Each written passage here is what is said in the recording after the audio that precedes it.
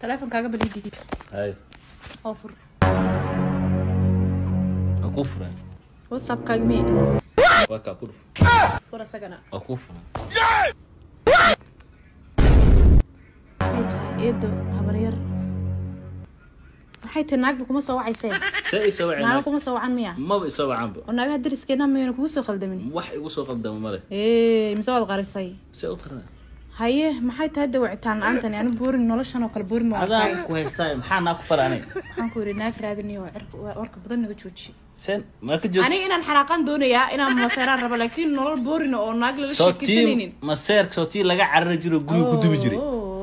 no aniga inaan maseeraan doonayaa sometimes mararka qaar waxaan doonayaa inaan saliid ku karkariyo